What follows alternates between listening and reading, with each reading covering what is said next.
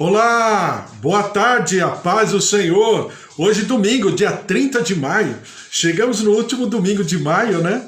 Praticamente o último dia, amanhã, segunda-feira, dia 31 de maio.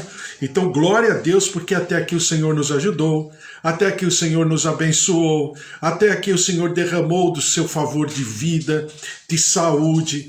O Senhor preservou a nossa casa, o Senhor preservou a nossa família, o Senhor tem nos preservado, a despeito, claro, de tudo que está acontecendo, mas o Senhor tem proposto uma vida.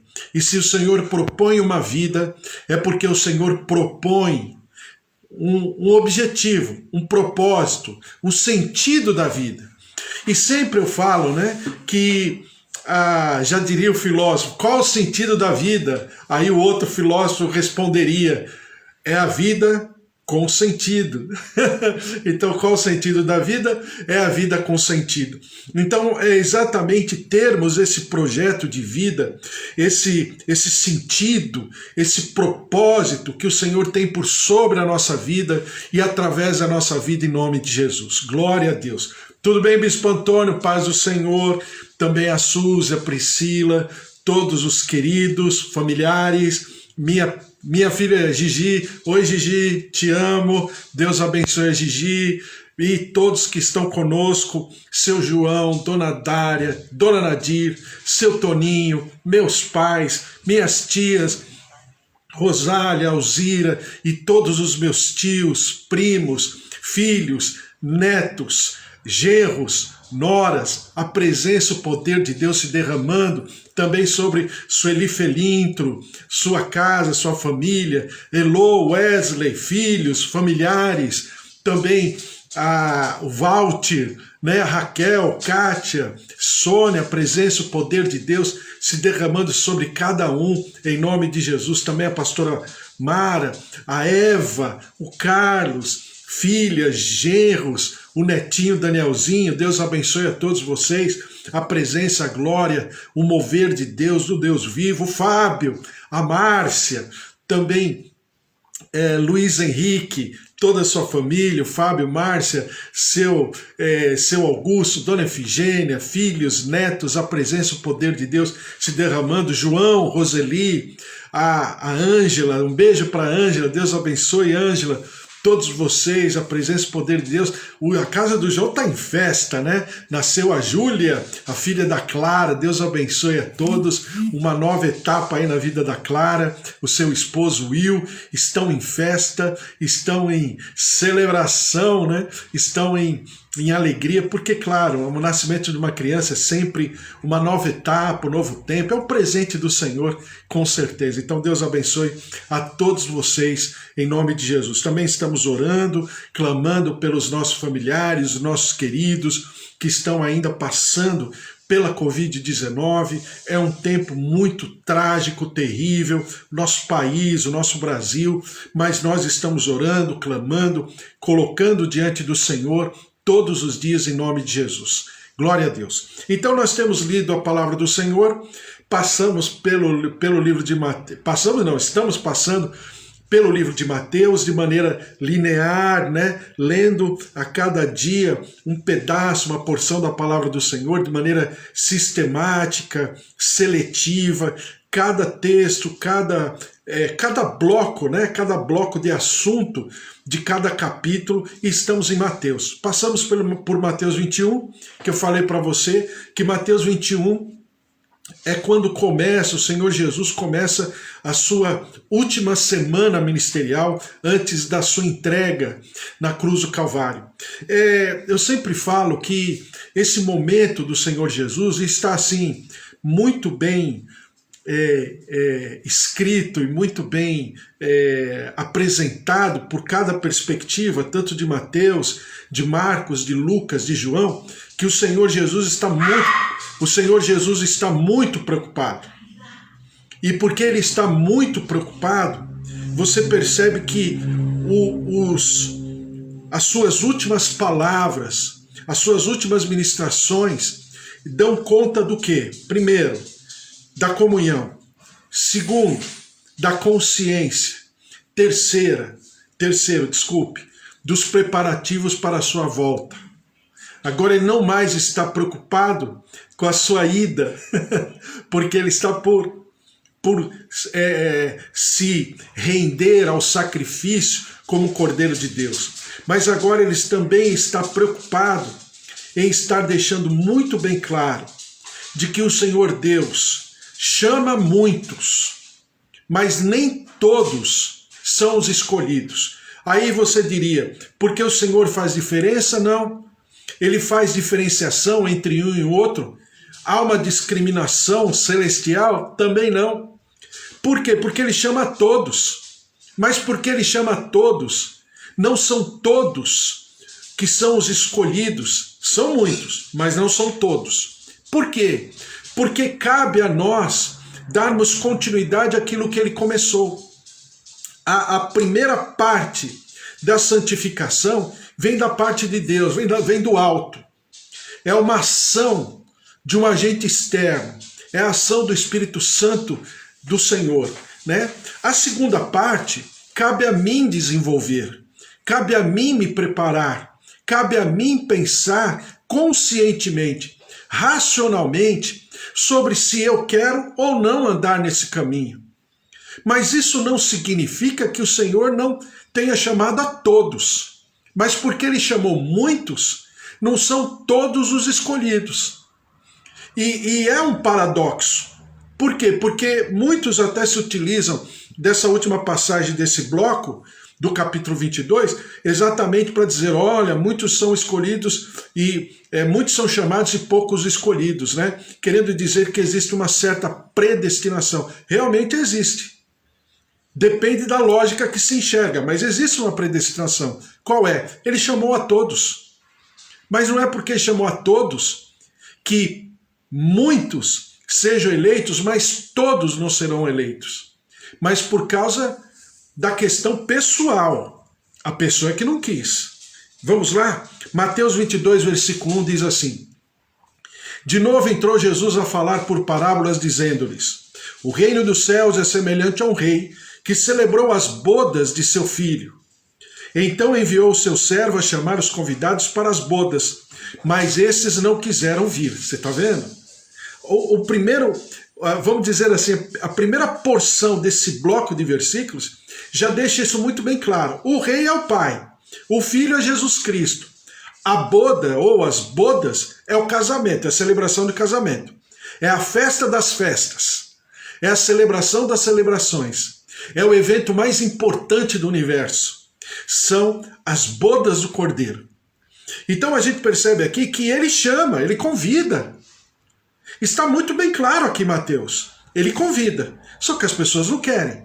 O segundo grupo, vamos lá para o segundo grupo. Versículo 4 em diante diz assim: Enviou ainda outros servos com esta ordem: Dizei aos convidados, novamente o Senhor está convidando: Eis que já preparei o meu banquete, os meus bois e cevados já foram abatidos, e tudo está pronto, vinde para as bodas. Eles, porém, não se importaram, e se foram, um para o seu campo, outro para o seu negócio. Segundo grupo. O primeiro grupo não quiseram, pura e simplesmente, não vou. O segundo grupo, vamos dizer, foi politicamente mais polido, né? Ele não falou que eu não quero. Esse segundo grupo fala o seguinte: olha, eu tenho um negócio, eu tenho isso para fazer, eu tenho isso para realizar, eu tenho isso aqui para ainda, eu tenho algumas tarefas, algumas responsabilidades. Então, eu tenho outras coisas mais importantes. Essa celebração, esse casamento, essa festa nupcial é importante, mas as minhas coisas são mais importantes. Então o primeiro grupo não quer de jeito nenhum. O segundo, ainda que tenha recebido o convite, ainda que tenha dado retorno, porque uma coisa é receber o convite, outra coisa é dar retorno. Eles dão retorno. Olha, não deu, ainda não dá. Eu tenho muita coisa para fazer. Eu tenho os meus negócios, eu tenho as minhas tarefas. Agora olha o versículo 6. Há um terceiro grupo aqui. E os outros, agarrando os servos, os maltrataram e mataram. O rei ficou irado e enviando as suas tropas, exterminou aqueles assassinos e lhes incendiou a cidade. O terceiro grupo já foi mais violento. O primeiro deu de ombros. O segundo, ponderou, mas tinha coisas mais importantes do que ir para essa festa. O terceiro grupo não. O terceiro grupo já afrontou. O terceiro grupo já falou, e não apenas falou, mas tomou uma atitude contrária. Mataram os mensageiros, significando o que aconteceu na antiguidade com os profetas que o Senhor Deus e Pai enviou, que foram destruídos, foram mortos, foram decapitados, foram açoitados, foram chicoteados, e eu falei até outro dia, acho que foi ontem, de Isaías. Isaías foi cortado ao meio. Jeremias, então, sofreu muito, e todos os outros. Então, você percebe o quê? De que o Senhor Jesus está colocando de uma maneira muito resumida, profunda, cada grupo, em cada situação, em cada geração. E diz assim a palavra do Senhor, então disse aos seus servos, está pronta a festa, mas os convidados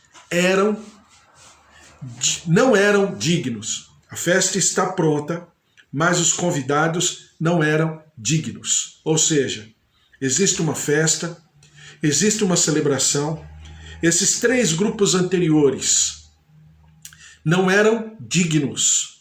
E o que significa ser digno? É o que eu quero falar com você hoje, nesse momento. Versículo 9.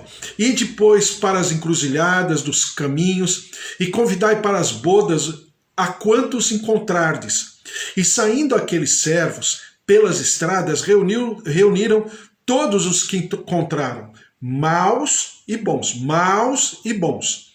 Aqui mal não é mal no sentido social, porque cometeu um crime, porque é um assassino, não é esse tipo de mal. Eu sempre falo isso para você, porque a impressão que dá é que, porque a gente sempre ouve falar, mas eu não faço mal para ninguém, eu nunca matei ninguém, eu só faço bem. Querendo dizer que essa pessoa tem mais, vamos chamar assim,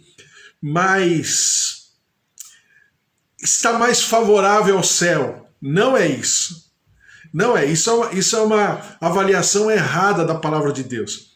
Mal e bom é o seguinte: o bom é aquele que cumpre a palavra, é aquele que ouve e age proativamente àquela palavra, Então, o bom é aquele que obedece, ouve a palavra, muda o seu caminho, busca a transformação e começa a obedecer a palavra. E o mal é aquele que simplesmente não obedece a palavra.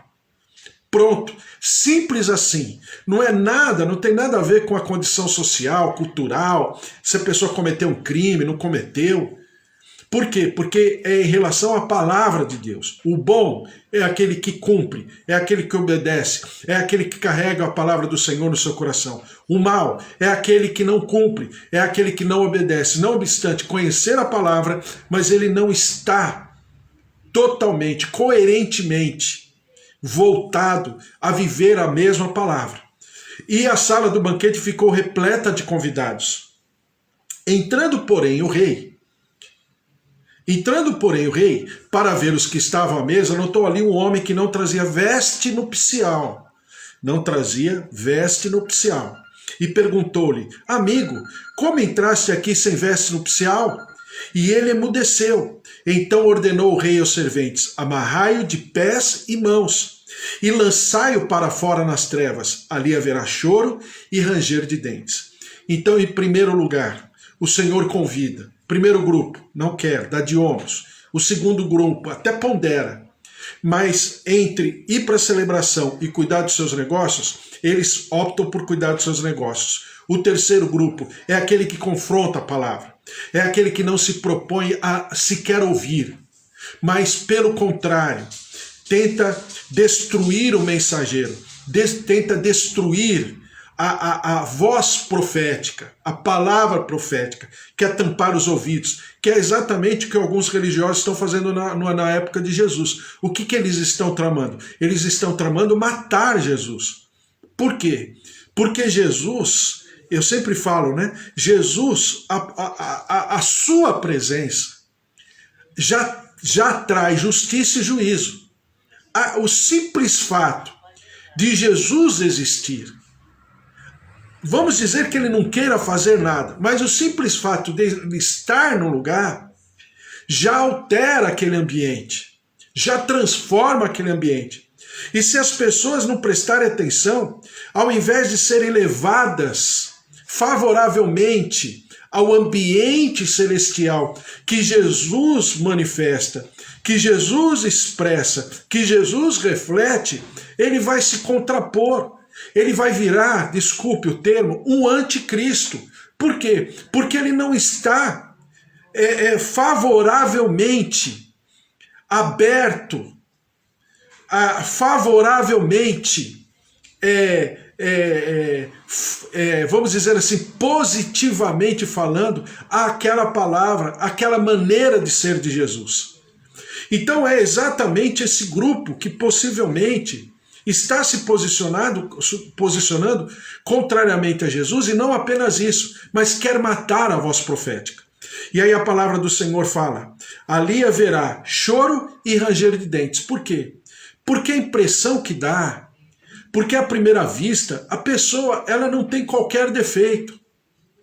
Mas, na verdade, essa pessoa está contrariando a própria manifestação do Senhor. E diz a palavra do Senhor: porque muitos são chamados, mas poucos os escolhidos. Muitos são. A Bíblia fala aqui que o Senhor mandou convidar a maus e a bons. Por quê? Porque no primeiro momento, a condição celestial, a condição de salvação, a condição de perdão, de misericórdia, de compaixão, está distribuída a todos, a todos. Essa palavra do Senhor, né, a Bíblia, é o livro mais distribuído de toda a história da humanidade. A primeira pessoa, pelo menos no Ocidente, que editou um livro, editou a Bíblia, foi Gutenberg, né, como dizem, o pai da escrita gráfica. Então, ele fez o quê? A partir daí, esse livro ele foi distribuído, é best-seller todos os anos, desde Gutenberg. Então, é exatamente essa condição maravilhosa que o Senhor distribui a todos. Você tem Bíblia na internet, você tem Bíblia para baixar no teu celular, de graça, tem Bíblia em tudo quanto é lugar. A questão não é essa. A questão é que se a pessoa está aberta, sensível à voz do Senhor, isso para a salvação. Agora, depois da salvação, precisa saber se a pessoa está buscando uma santificação progressiva. Não é aquela primeira santificação, não é a parte da salvação, porque isso vem de graça. Isso é da parte do Senhor. A Bíblia fala que vem de graça para que ninguém se glorie. Então, a misericórdia do Senhor é que nos alcançou e se derramou em salvação. E nós declaramos Jesus como nosso Senhor e Salvador, e a Bíblia fala que nós não podemos declarar se não for por obra do Espírito Santo. Agora, o que eu vou fazer com isso? Como eu vou me comportar? E o Senhor Jesus usa uma figura que é a vestimenta. E a Bíblia fala que esse dono, né, desse banquete, esse rei, ele está aferindo, ele está passando por entre a festa, para saber que se todos ali, porque ele próprio fala na parábola, se todos estão dignos daquela celebração, né? Tem que ir com uma roupa, uma vestimenta de gala. É uma festa, uma celebração. É a festa das festas, como eu escrevi hoje de manhã. Então é exatamente isso. Só que, ao passar, o dono da festa percebe que tem um presente que não está dignamente vestido.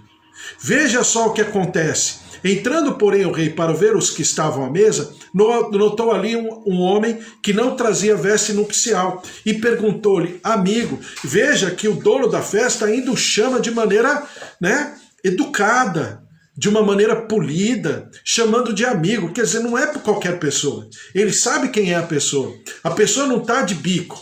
A pessoa não está de entrão. Ela não simplesmente entrou na festa como fazem por aí, né? Que dizem que os penetras, né? Que entram na festa sem serem convidados. Não, ele foi convidado. Ele estava ali com um convite real. Amigo, como entraste aqui sem veste nupcial? E ele emudeceu. Por que ele emudeceu? Porque ele se constrangeu. Ele sabia, ele tinha consciência de que ele não estava ao nível daquela festa. Ele não estava ao nível daquele banquete. E a palavra do Senhor fala que por causa disso, e presta atenção, alguém poderia falar, ué, mas o rei não pediu para trazer uma roupa, né, para dar uma chance para ele, olha, vai até a tua casa e volta daqui a pouquinho com uma vestimenta decente. Não, a Bíblia diz o seguinte, então ordenou o rei, amarrai-o de pés e mãos e lançai-o para fora nas trevas, ali haverá choro e ranger de dentes. Então, muitos são chamados, mas nem todos são os escolhidos. Por quê? Porque cabe a mim e a você nos apresentarmos de maneira digna. E a Bíblia faz essa comparação, essa simbologia com as vestes. Por que com as vestes? Em Romanos capítulo 8, versículo 29 diz assim, porquanto aos que de antemão conheceu, também os predestinou para serem conformes à imagem do seu Filho, a fim de que ele seja o primogênito entre muitos irmãos. E aos que predestinou, a esses também chamou. E aos que chamou, a esses também justificou. E aos que justificou, a esses também glorificou. Então, o que o Senhor está falando através de Paulo aqui no livro de Romanos? Que aquilo que cabia ao Senhor fazer, ele fez. Né? Haja vista, quando a gente lê a parábola da hora undécima, que ele não está se importando nem com o investimento. O investimento é alto. Haja vista o que ele fala nas outras parábolas, na parábola do joio e do trigo. Ele está ensinando, ele está nos alertando, nos exortando que haverá um dia em que toda essa graça, toda essa misericórdia fecharão a porta.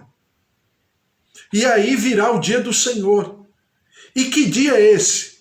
É o dia em como Jesus falará, daqui a alguns textos ele vai falar a respeito, ele vai separar, né, os bodes e os cabritos. Ele vai separar aqueles que são dele daqueles que não são. E nós temos que entender que não é porque o Deus é misericordioso, que é amoroso, que ele não seja justo. Pelo contrário, a Bíblia fala que ele é justiça. E ele, em Hebreus capítulo 12, diz que ele é fogo consumidor. Por quê? Porque a sua presença, obrigatoriamente, não porque ele queira, mas obrigatoriamente a sua presença traz juízo. É por isso que a palavra do Senhor fala que aonde estão os servos do Senhor, a justiça do Senhor se manifesta. Por que a justiça do Senhor se manifesta?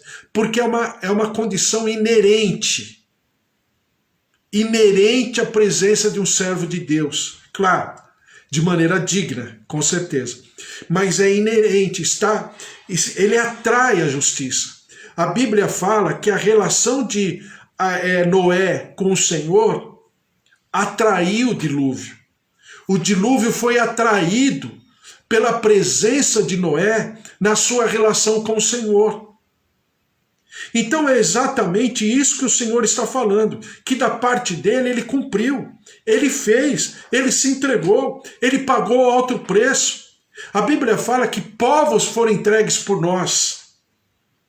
A Bíblia fala que Paulo fala que o próprio povo, o povo daquele tempo, o povo do tempo de Paulo, de Jesus, dos profetas, foram entregues por nós, para que nós pudéssemos ter esse espaço de consciência, de razão, de aferição, como estamos e como devemos estar diante do altar do Senhor. Em Gênesis capítulo 3, versículo 7, diz o seguinte: abriram-se então os olhos de ambos, e percebendo que estavam nus, coseram folhas de figueira e fizeram cintas para si. Quando ouviram a voz do Senhor Deus, que andava no jardim pela viração do dia, esconderam-se da presença do Senhor Deus, o homem e sua mulher, por entre as árvores do jardim. E chamou o Senhor Deus ao homem e lhe perguntou: onde estás? Ele respondeu: ouvi a tua voz no jardim, e porque estava nu tive medo, e me escondi. Perguntou-lhe Deus: quem te fez saber que estavas nu? Comeste da árvore de que te ordenei que não comesses? Ou seja, essa questão, essa figura das vestes, vem desde o tempo de Adão e Eva. Por quê? Porque quando Adão e Eva se distanciaram, se desconectaram da sua íntima relação com Deus, de uma relação próxima, consistente, diária, cotidiana, a Bíblia fala que a primeira coisa que aconteceu, eles se enxergaram nus. E de maneira, de maneira abrupta e irresponsável, eles coseram folhas de figueira e fizeram para eles cintas para que pudesse cobrir a nudez. Mas essa vestimenta não serviria. Tanto é que diz aqui no versículo 21 do capítulo 3 de Gênesis: fez o Senhor Deus vestimenta de peles para Adão e sua mulher e os vestiu. Então disse o Senhor Deus: eis que o homem se tornou como um de nós, conhecedor do bem e do mal, assim que não estenda a mão e tome também da árvore da vida e coma e viva eternamente. O Senhor Deus, por isso, o lançou fora do jardim do Éden, a fim de lavrar a terra de que fora tomado. Ou seja, o Senhor lhes deu uma vestimenta digna, de uma maneira profética. Ele lhes deu a vestimenta de um cordeiro. Claro, o couro, a pele de um animal chamado cordeiro, né? Claro, para que pudesse profeticamente manifestar aquilo que Paulo falaria lá alguns milhares de anos mais tarde, sobre o que significa estar revestido de Jesus Cristo. E todos nessas bodas, e todos nessa celebração, que não estavam de maneira digna, por quê? Porque não estavam revestidos de Jesus Cristo, do Cordeiro de Deus que tira o pecado do mundo. E a palavra do Senhor, ela é incisiva nisso.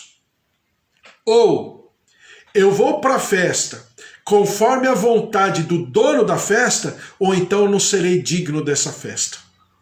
Essa situação que alguns falam: Deus conhece o meu coração, Deus conhece o meu pensamento. Claro que ele conhece, por isso que tem a palavra dele. Claro que ele conhece, por isso que ele tem os seus mensageiros. Claro que ele conhece, por isso que ele tem, e a Bíblia diz que o Espírito Santo é o penhor da nossa salvação. Então é por isso que o Espírito Santo está entre nós. Exatamente para nos exortar, para nos edificar e para nos ensinar o que significa ser vestes dignas. Romanos capítulo 13, versículo 14 diz assim: mas revesti-vos do Senhor Jesus Cristo, e nada disponhais para a carne no tocante às suas concupiscências. Ou seja, ou eu penso com a mente de Jesus Cristo e me revisto de Jesus Cristo, ou então eu não serei digno dessa celebração. Eu posso até estar nessa celebração, mas não serei digno dela. E automaticamente eu serei colocado para fora, como diz a palavra. Por quê? Porque a justiça e o juízo do Senhor não permitirão que eu permaneça nesse lugar. Então a palavra do Senhor e as vestes falam da condição do homem diante de Deus. A minha condição diante do Senhor, cabe a mim decidir, cabe a mim averiguar, aferir. A Bíblia fala lá em 1 Coríntios, né? Examine-se o homem a si mesmo. Eu tenho toda a capacidade de ter consciência dos meus atos, dos meus sentimentos, dos meus pensamentos. E essa palavra ela é maravilhosa, porque ela nos exorta de uma maneira amorosa. Estamos todos presentes diante do altar do Senhor, estamos em comunhão, mas isso não significa que não haja uma responsabilidade, que não haja uma aferição, que não haja um critério. Porque aquilo que a gente sempre pensa e ouve é que a imunidade, né, porque eu tenho o sangue do Cordeiro, me leva à impunidade. E um conceito não tem nada a ver com o outro. Já diriam, né, aqueles que falam sobre magistrados, esse pessoal aí, né, que acha, né, que nem aqui no Brasil outro dia, eles queriam, nem sei se baixaram esse decreto aí, né, de que juízes e os seus familiares deveriam ser considerados pessoas de... como é que fala? Que deveriam furar a fila, vai. Em outras palavras, deveriam furar a fila da vacinação, porque são pessoas de um valor muito grande para a sociedade brasileira. Então, juízes e familiares deveriam passar à frente na fila da vacinação. Veja só. Então, nós vivemos numa sociedade dessa maneira, desse tipo. Né? Quem pode mais chora menos. Mas não é assim no altar do Senhor. Para uma pessoa ser digna, ela tem que estar de acordo com a vontade do dono desse banquete. Filipenses capítulo 1, versículo 27 diz assim: vivei acima de tudo por modo digno do evangelho de Cristo, para que, ou indo ver-vos, ou estando ausente, ouça, no tocante a vós outros, que estáis firmes em um só espírito, como uma só alma, lutando juntos pela fé evangélica.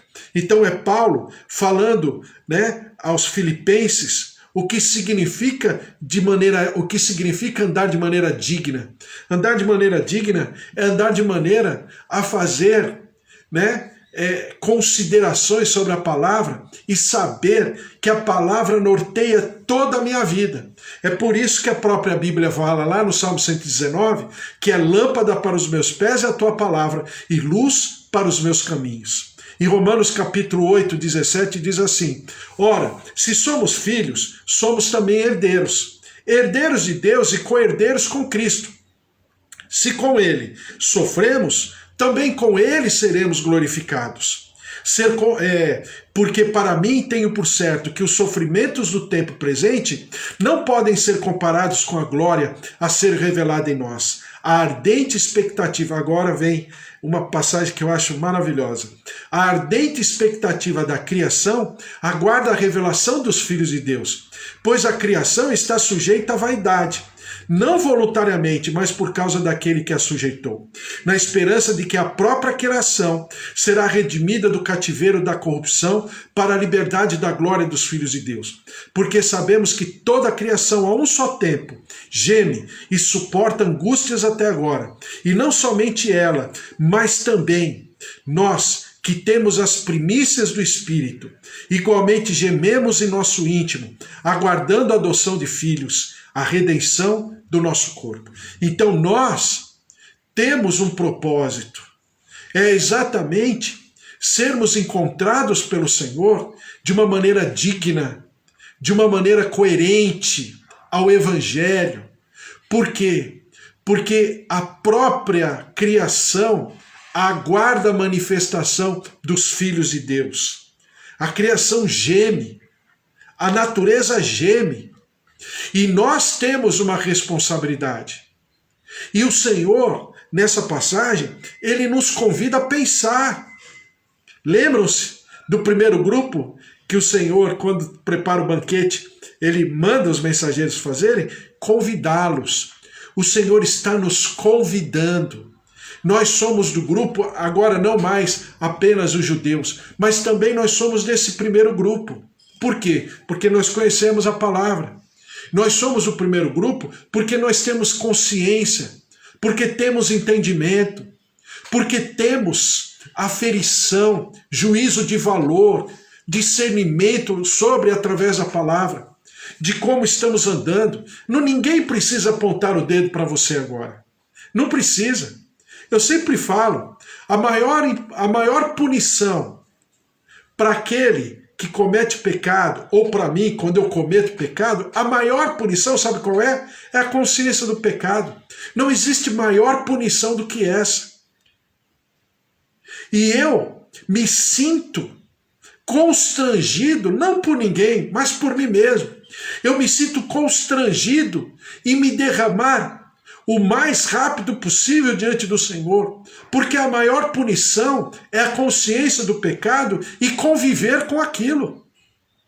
É por isso que Davi fala no livro dos Salmos que ele sentia como se os seus ossos estivessem ressequidos, até que ele buscou no Senhor, até que ele encontrou um caminho de arrependimento e se derramou diante do altar do Senhor. E a palavra do Senhor, em Malaquias capítulo 3, versículo 1, diz assim: Eis que eu envio o meu mensageiro, que preparará o caminho diante de mim. De repente virá ao seu templo o Senhor, a quem vós buscais, o anjo da aliança, a quem vós desejais. Eis que ele vem, diz o Senhor dos exércitos. Mas quem poderá suportar o dia da sua vinda? E quem poderá subsistir quando ele aparecer? Porque ele é como o fogo de ourives, e como a potassa dos lavandeiros. Puxa vida, ele é como a potassa dos lavandeiros, ou seja, ele é como uma substância, né? Como se a gente chamasse hoje de um removedor de manchas. Ele é um removedor de manchas. Ele está produzindo, né, uma capacitação para que nós sejamos removidos na nossa vestidura das manchas, da sujeira, porque o Senhor deseja nos lavar, o Senhor deseja nos purificar. A palavra do Senhor fala assim: e como derretedor purificador de prata, purificará os filhos de Levi e os refinará como ouro e como prata. Eles trarão ao Senhor justas ofertas. E então a oferta de Judá e de Jerusalém será agradável ao Senhor, como nos dias antigos. E o Senhor está falando isso sobre o quê? Sobre a restauração de Jerusalém. Mas quando o Senhor fala da restauração de Jerusalém, o Senhor fala da nossa restauração. O Senhor está abrindo um caminho, um ambiente, uma atmosfera, para que nós sejamos purificados, para que nós sejamos lavados nessa, como diz a palavra aqui na minha tradução, potassa, nessa potassa de lavandeiro, né? Zacarias 3, versículo 3 diz assim: Ora, Josué, trajado de vestes sujas, estava diante do anjo. Tomou este a palavra e disse aos que estavam diante dele: Tirai-lhe as vestes sujas. A Josué disse: Eis que tenho feito que passe de ti a tua iniquidade, e te vestirei de finos trajes. E disse eu: Ponham-lhe um turbante limpo sobre a cabeça. Puseram-lhe, pois, sobre a cabeça um turbante limpo e o vestiram com trajes próprios, e o anjo do Senhor estava ali. Então você tem, desde Adão e Eva, durante toda a história do povo de Deus, na relação com Deus, essa simbologia das vestes sujas e das vestes limpas. Qual é a diferença? A diferença é que a veste suja significa iniquidade. A veste suja significa indignidade. A veste suja significa pecado, transgressão. E a veste limpa significa dignidade.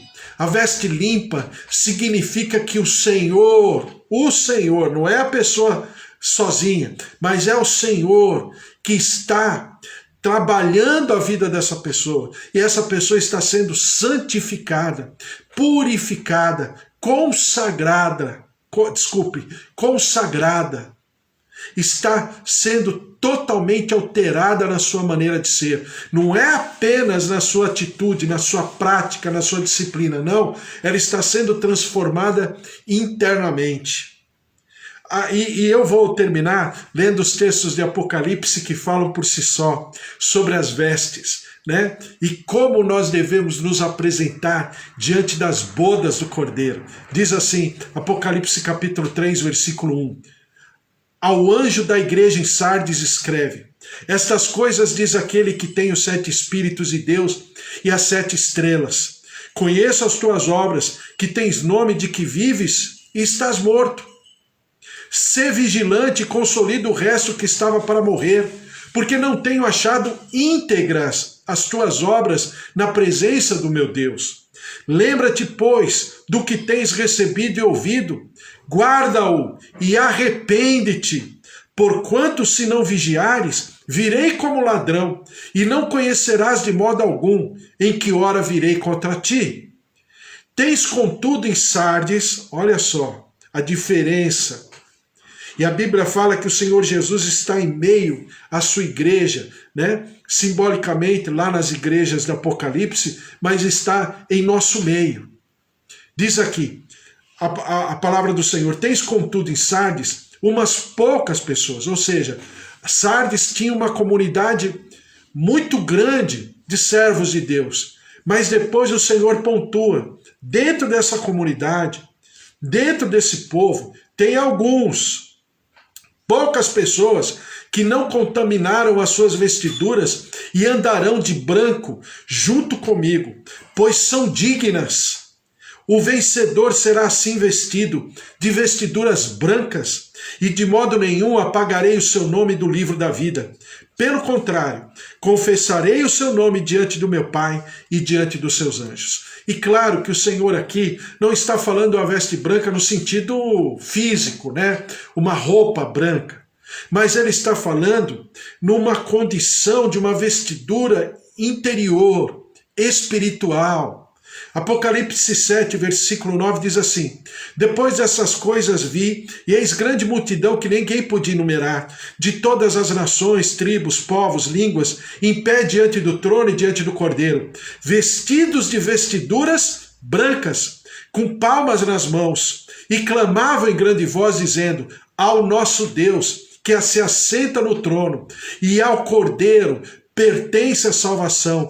Todos os anjos estavam de pé rodeando o trono. Anciãos e os 4 seres viventes ante o trono se prostraram sobre o seu rosto e adoraram a Deus, dizendo: amém. O louvor e a glória, a sabedoria, ações de graças, honra, poder, força, seja o nosso Deus pelos séculos dos séculos. Amém. Um dos anciãos tomou a palavra dizendo: estes que se vestem de vestiduras brancas, quem são e de onde vieram? Respondi-lhe: meu Senhor, tu sabes. Ele então me disse: são estes os que vêm da grande tribulação, lavaram suas vestiduras e alvejaram no sangue do Cordeiro. Razão porque se acham diante do trono de Deus e o servem de dia e de noite, no seu santuário, e aquele que se assenta no trono estenderá sobre eles o seu tabernáculo. Jamais terão fome, nunca mais terão sede, não cairá sobre eles o sol, nem o ardor algum, pois o Cordeiro que se encontra no meio do trono os apacentará e os guiará para as fontes de água viva. E Deus lhes enxugará dos olhos toda lágrima. Então, veja os preparativos dessa festa. Veja o quanto o Senhor Deus e Pai está prostrado por sobre esse evento, o que Ele está preparando, a maneira delicada, a maneira desprendida com que Ele está oferecendo esse banquete, qual é o nível da dignidade desse banquete. Não tem como eu e você entrarmos nesse banquete de uma maneira que não seja do mesmo nível. Um nível coerente ao banquete. Um nível coerente desse chamado, desse convite. Alguns chamariam de uma vestimenta black tie, né? Uma vestimenta digna do evento. Apocalipse 19 diz assim: então ouvi uma com voz de numerosa multidão, como de muitas águas e como de fortes trovões, dizendo: aleluia, pois reina o Senhor nosso Deus, o Todo-Poderoso. Alegremo-nos, exultemos e demos-lhe a glória, porque são chegadas as bodas do Cordeiro. cuja esposa a si mesmo já se ataviou. Sabe quem é essa esposa? Eu e você. Nós somos a igreja, a esposa do noivo. A noiva, né? Que vai se encontrar com o noivo e vai celebrar esse casamento. Pois lhe foi dado vestir-se de linho finíssimo, resplandecente e puro, porque o linho finíssimo são os atos... Puxa vida! Que palavra maravilhosa e profunda. Como dizem, eu sempre falo para você, né? Há textos na Bíblia que tem o peso de 1 tonelada. Olha o peso dessa palavra. Porque o linho finíssimo são os atos de justiça dos santos.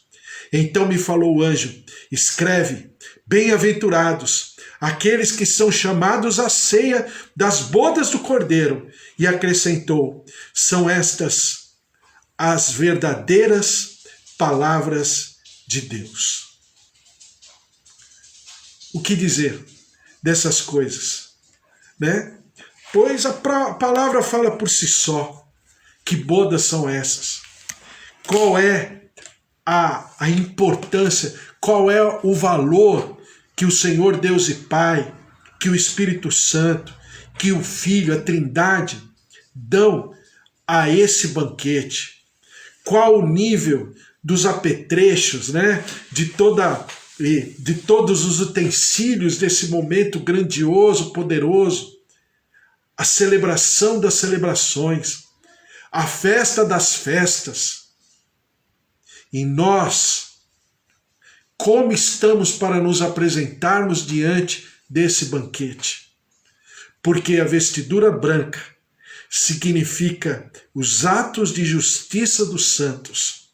A vestidura branca significa que nós fomos, né, as nossas vestimentas foram lavadas, alvejadas no sangue do Cordeiro de Deus.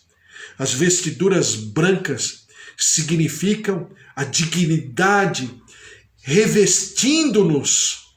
A dignidade, não a nossa dignidade, mas a dignidade do Cordeiro.